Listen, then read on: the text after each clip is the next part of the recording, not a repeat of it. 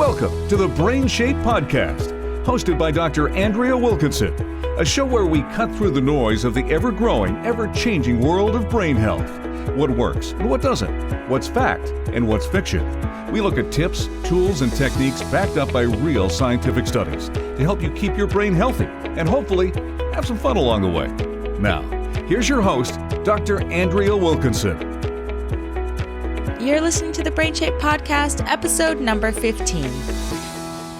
The idea that over time, our brains can develop the ability to function normally in the face of structural and functional changes is extraordinary. This ability is called reserve. But to be honest, I was a little worried about releasing this episode. I was hesitant because the concept of brain and cognitive reserve might sound a little scary to some. You see, the expression of our brain reserve and cognitive reserve only really comes into play when our brain undergoes some type of change or damage. These brain changes or damage could arise following an accident or a disease like Alzheimer's or dementia, or from normal age-related changes that our brain experiences over time. When people start thinking or talking about brain damage, I understand that this may sound scary to some. But the concept of brain reserve is an important one. So as you listen to this episode, please keep in mind that our brain reserve and cognitive reserve is incredible, and optimizing our reserve is an excellent pursuit, even if you don't end up needing it. Because having a dynamic neural circuitry in our brains is powerful and useful, regardless of whether or not we experience any structural or functional brain changes in our lifetime. I hope that you'll feel as excited as I am about this concept after listening to today's episode. So here we go. Here I am talking about brain reserve and cognitive reserve. Hi, everyone. I'm so happy that you decided to join me today to learn about something that I find especially interesting. It's called reserve. So there are two types of reserve that we have: brain reserve and cognitive reserve. And you can think of this sort of as a reserve of water. So there's an extra sort of little divot or area where there is this hidden pool of water that you can access. So when we talk about brain reserve, we're actually talking about the physical amount of brain that you have available. So this can mean things such as your brain volume, so the actual size and thickness of your brain, the number of brain cells that you have. So brain cells are also called neurons, and also the number of connections that exist between your different brain cells. And those connections are called synapses. So these differences in how our brains are structured and the actual size of our brains, the amount of brain cells that we have, the amount of interconnection that exists between our brain cells, those differences individually between all of us impact how we respond to different types of brain damage. So whether our brains are experiencing damage as a result of a illness, so for example, dementia, it could be from an accident if you hit your head. So for example, if you were in a car accident or if you've experienced a stroke, all of these different sort of incidents impact how our brain functions. And brain reserve will actually, what the research shows is that people that have similar injury, so they're experiencing damage in the same area of the brain, they'll actually present symptoms of that damage in a different way. And scientists sort of chalk this up to brain reserve. So the amount of brain that we have available impacts how we present symptoms of damage to a specific area. Cognitive reserve, on the other hand, is our way of understanding why people who experience similar types of brain damage display such a disparity and variance in how their mental performance is affected. So cognitive reserve is really your brain's capacity to be dynamic and adaptable in the face of challenge. Think of it as your brain's ability to improvise and find an alternate way of getting a job done. So if you have experienced a stroke, and it affects a certain area of your brain, that area of your brain is likely associated with certain types of mental functions.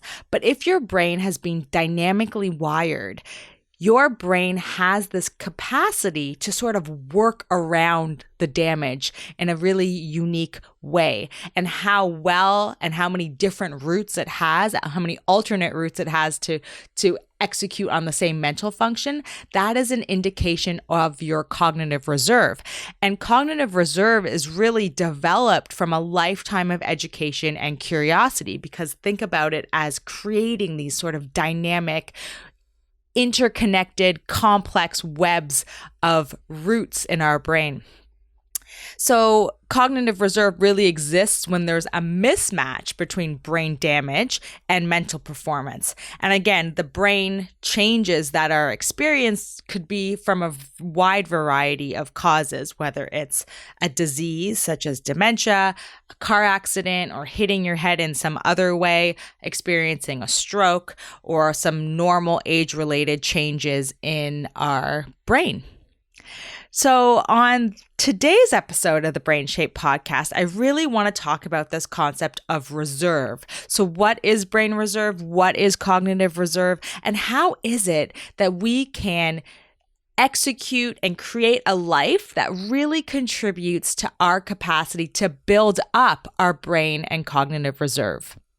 So in today's episode, I really want to talk about two main areas. I want to talk about the research that supports the existence of reserve. So how do we even know that cognitive and brain reserves even exist? And then I also want to talk about, and something that you will hopefully be really interested in, is how do we enhance our own reserve? How do we enhance our cognitive and brain reserve? How is it that, based on our experiences and the environment that we're exposed to, how can that create neural efficiencies in our brain, as well as increase our capacity and the flexibility of our own mental processing? Because the goal of cognitive and brain reserve is to have that flexibility in your brain, where if there are physical brain changes as a result of an accident, a stroke, a disease, or normal age-related brain changes, that we have these alternate routes and a dynamic, complex brain system built in that allows us to navigate around those brain changes. And we know that an individual whose brain networks are more efficient, more capable, and more flexible is better able to cope with brain damage, regardless of how that damage came to be. So whether that was normal age-related changes, experiencing a stroke, a traumatic brain injury from a car accident or a fall. And you might be thinking to yourself, is it really necessary to create cognitive and brain reserve in the absence of brain damage? So if you haven't experienced a stroke and don't have dementia and hopefully will not get into a car accident or hit your head in any way, why would you need cognitive or a brain reserve?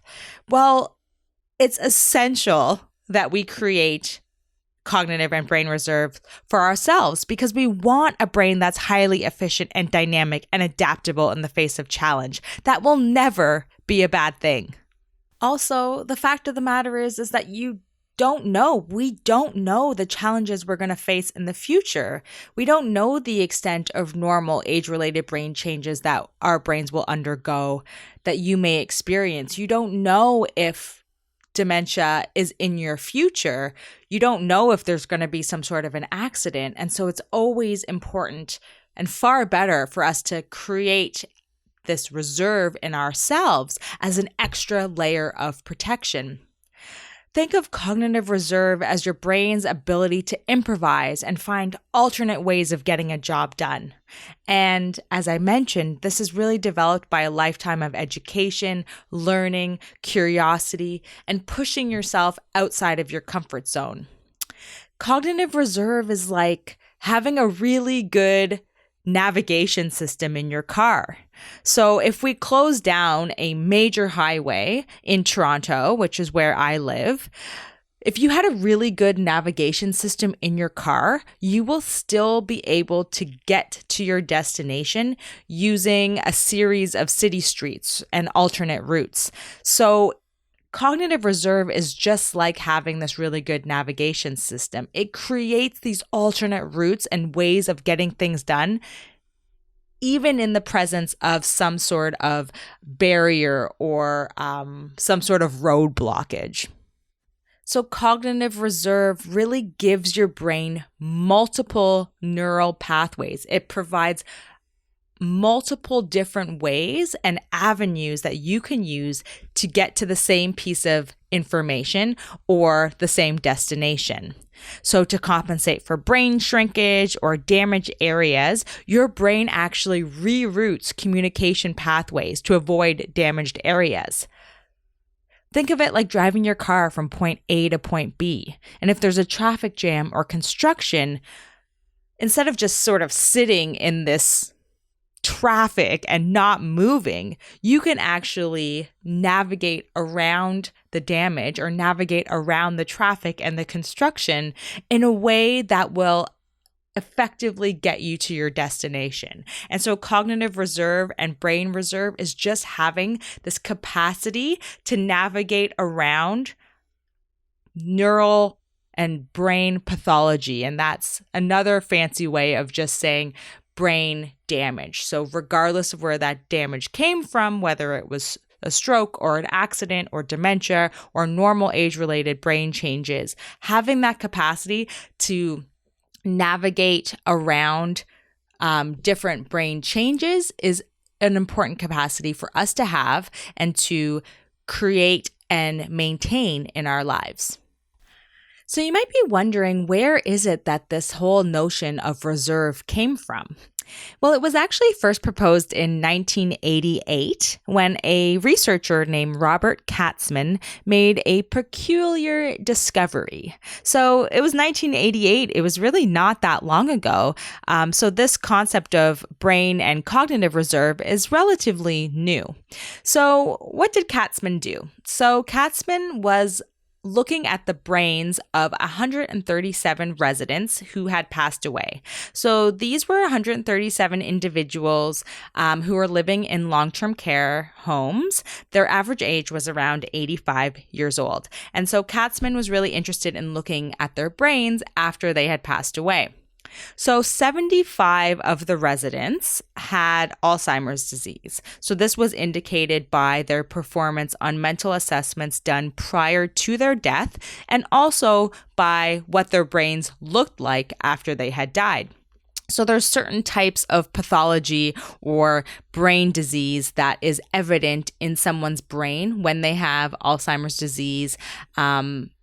Predominantly, what we see is something called plaques, which are sort of clumps of protein that exist between brain cells, and tangles, which actually form inside a brain cell.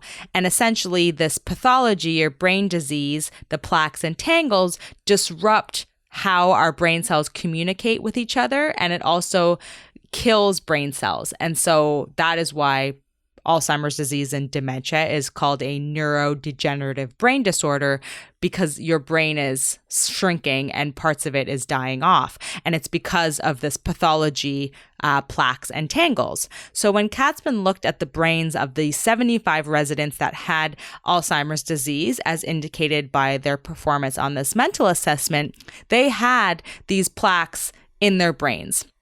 What was interesting, however, is that there were 10 residents who presented as normal in terms of their performance on the mental assessments during life. So they were deemed as normal, healthy, older adults. But their brains, after they had died, Katzman looked at their brains, and the brains of these 10 individuals looked like the brains of people that had Alzheimer's disease. So it had these hallmark signs of Alzheimer's disease, the plaques, which, as I mentioned, are those protein clumps that interfere with how your brain cells communicate with one another.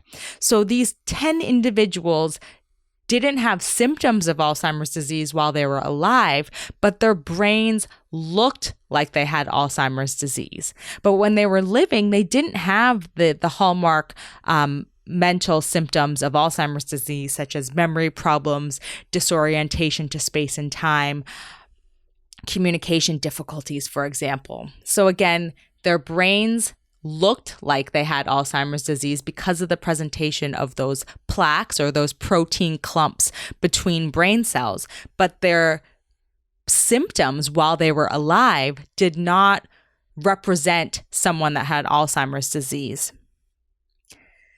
So this was really interesting for Katzman, because how was it that someone's brain could look like they had Alzheimer's disease, but the physical presentation, the manifestation of mental abilities during life didn't represent someone with Alzheimer's disease? And that was sort of how this notion of cognitive and brain reserve came to be, because there was this mismatch between what someone's brain looked like and how they were physically presenting in the world.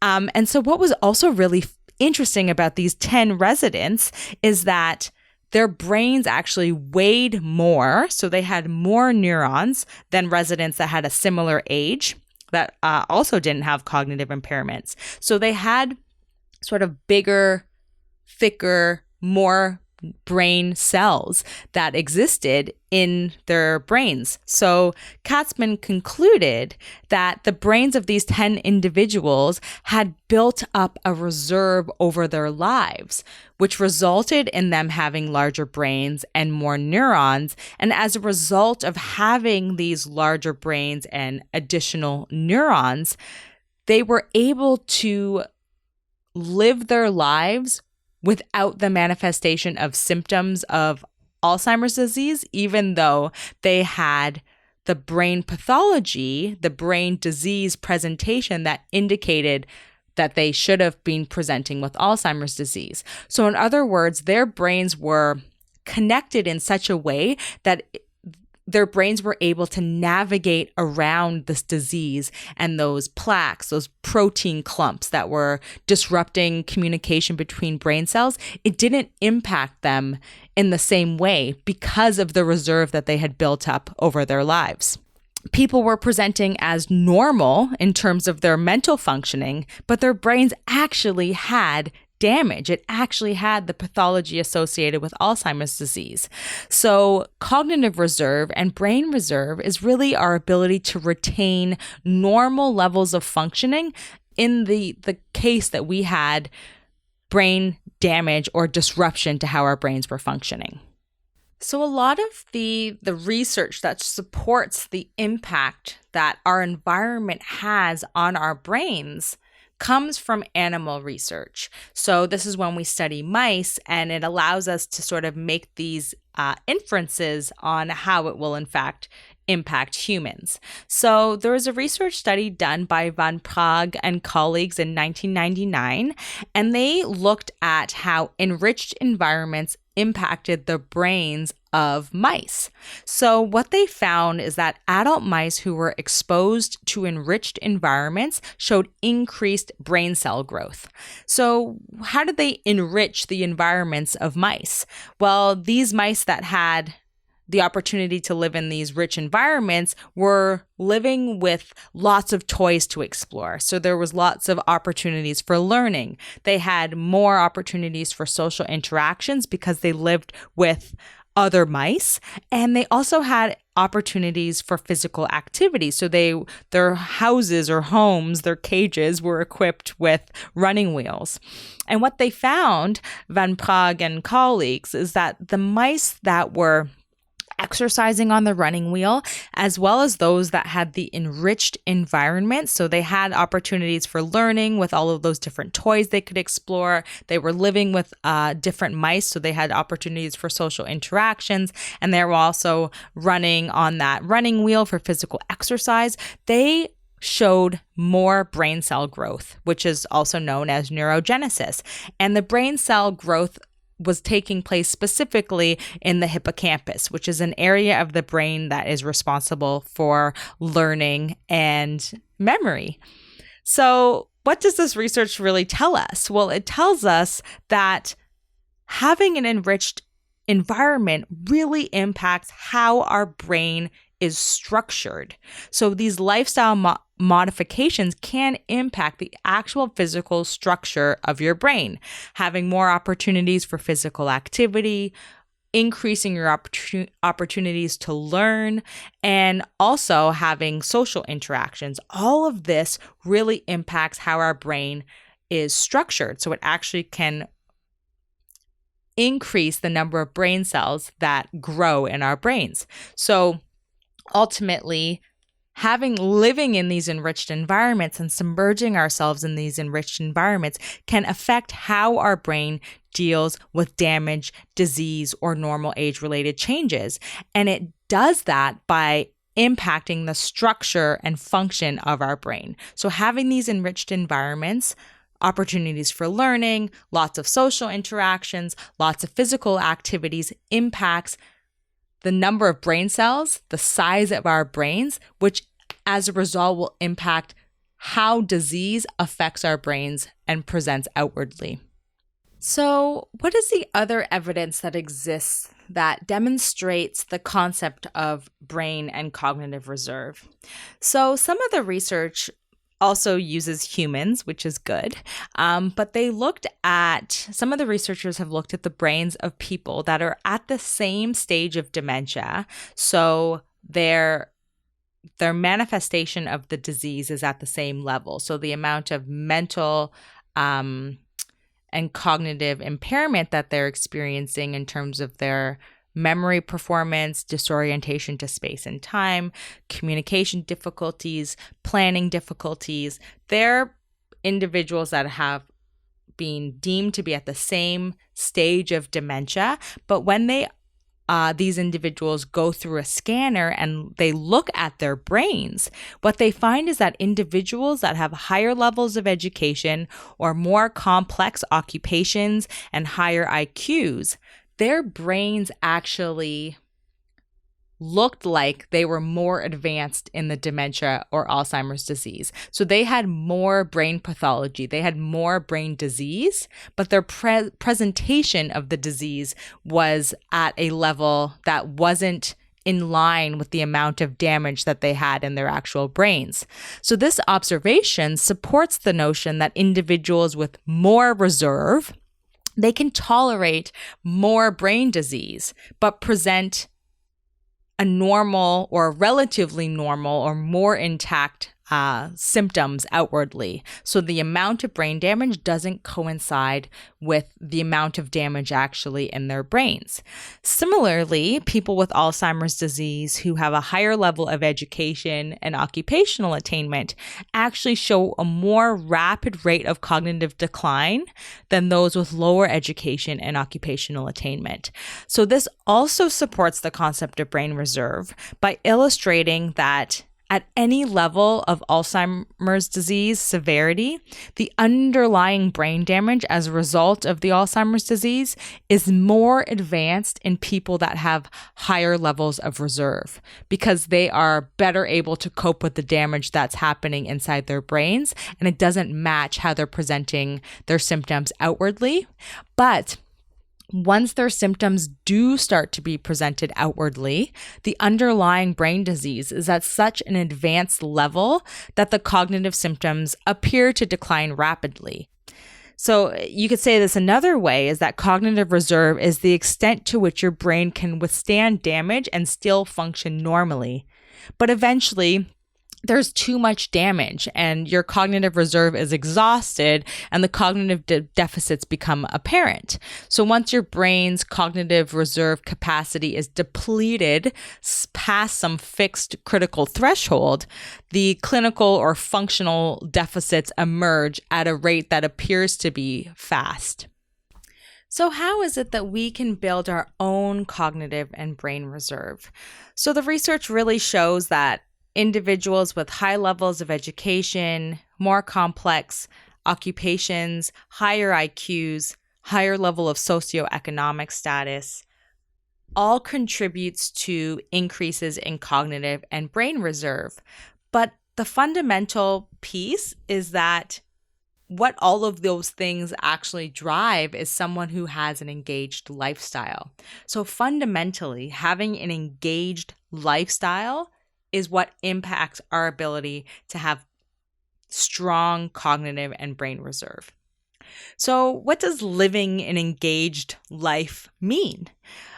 So according to Denise Park, so she is a doctor that works at the Center for Vital Longevity in Dallas, Texas. Engagement means the acquisition of new information through exposure to sustained mental challenges. So engaging in an engaged lifestyle really means learning new information, so information that is new to you. And again, remember, what's new to you is different from what's new to me. New information that also puts you in a state of being consistently mentally challenged. So the difficulty here, and this is something that I talk about a lot, is that there's no finite set of activities. There's no, here's this list of engaging lifestyle activities that you can do. Because what's engaging, what's new, what's challenging is different for all of us. And so you have to really take a step back and think about your own life and your own skills and your own knowledge base, and think about what is engaging for you within the context of your own life and your own experiences. So another important part is that living this engaging lifestyle impacts your mental abilities and how your brain functions only if you're continuously challenging yourself. It's not the case that you can just engage in a challenge for 4 to 6 weeks, and then that's it. You've created these brain changes, these new neural networks, and that's it. Now you're set. You have to continuously engage in the mental challenges for the benefits to emerge. So what are some examples of engaging activities? So we can look at the activities that Denise Park used in the research that she did on looking at the importance of living this engaging lifestyle and what that means for people. So when she had individuals in the engaged group, these individuals were spending on average 15 hours per week learning something new. So in the case of this research study that Denise Park did in 2014 called the Synapse Project, individuals were in a photography course, a quilting course, or a combination of those two. So they were learning a new skill. In the photography course, participants were instructed by a professional photographer. They were trained on how to use a camera and also to use computer software and photo editing. In the quilting course, participants were instructed, again, by a professional quilter. They learned the basics of quilting skills, but they also progressed to complete more complex individual projects, and they were also taught how to use a computer-based sewing machine, and so they were really learning skills that were new to them. And so as I mentioned previously, the activities that you choose for yourself need to be grounded in your own hobbies or your own interests. It doesn't have to be something that you've already done, but fundamentally, it should be something that you're interested in because you want to engage in this in a consistent basis. It's not just doing it once and you're good. You have to do this repeatedly. You have to engage in this learning, challenging environment on a regular basis. And in order to facilitate that continuously, you have to be interested in what it is that you're learning. So what is some of the other research that we have that shows that engaging in a engaging, complex lifestyle impacts our brain function and our cognitive function? So Hulch and colleagues in 1999 actually showed that there was a link between intellectually engaging activities and its ability to buffer against cognitive decline.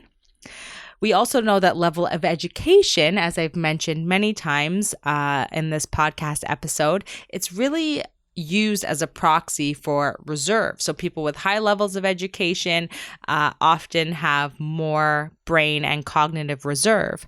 And some research that supports this is actually Rowe and colleagues in 2008 showed that people with higher levels of education were able to better maintain their mental functioning in the presence of Alzheimer's disease pathology in the brain. So they had more brain pathology, more amyloid, or those protein clumps between their different brain cells that were affecting how their brain communicated. But individuals that had higher levels of education were less likely to show the Alzheimer's disease symptoms outwardly. And so it's not a case that having the education prevented them from getting dementia altogether. But the idea is that it pushes the presentation of the Alzheimer's disease, the outward symptoms, it pushes that into the future. And so individuals have more healthy years of living a cognitively intact and engaged life. We also know that occupational achievement and job complexity impacts our cognitive and brain reserve. But what exactly is job complexity? So job complexity is often defined as the amount of mental effort required to do your job, as well as the amount and level of social interactions that are required by your job. So I believe that my current job running BrainShape, so I am the creative behind it. I'm also the CEO and a co-founder. It's a very complex job. I'm learning lots of new skills that are outside of my comfort zone, learning how to build a website, run a podcast, all the different components that are important in running a business that are completely new to me because I come from an academic background. So running a business and the business marketing, social media, all of that stuff is brand new to me. So there's a huge learning curve. It's a lot of new learning. So I think that it's mentally complex, but the social engagement piece is actually lacking in terms of my everyday because I am oftentimes, it's me and my computer screen. I'm reading research, I'm writing podcasts, I'm interviewing individuals, but I'm interviewing them over the phone. And so that social engagement component of my job currently could actually benefit from being boosted up a little. And the social component, interacting with you guys in real life, is something that brings me so much joy. And so it's something that I really need to build in to my business as I move forward, not only for my own brain health, but for the benefit of the whole community. So that's something that I'm really looking forward to. But Kroger and colleagues actually found that increased job complexity is associated with a reduced risk of Alzheimer's disease because it increased the amount of cognitive reserve of individuals. And again, as noted previously, it's not the case that individuals who have complex jobs are not getting Alzheimer's disease. It just might be delaying the expression of Alzheimer's symptoms because of that increased engagement in cognitively and socially stimulating activities at work. And so the authors suggest that these intellectually demanding activities at work may be providing the brain exercises that contributes to a more sophisticated brain network. So creating more interconnections between our brain cells and brain regions is creating this cognitive reserve that is just delaying the expression of Alzheimer's disease. The Alzheimer's disease might still be developing, the brain pathology, the damage in our brains might still be taking place, but the outward symptoms, the outward presentation of that pathology might be sort of kept dormant because of our cognitive reserve and our brain reserve. And last, and certainly not least, physical activity is critical for creating brain and cognitive reserve. We know from the animal models that I talked about earlier that physical exercise can lead to physical changes in our brains, actually impact the amount of new brain cells that grow and the connections that exist between brain cells. So physical activity actually changes the physical structure of our brain.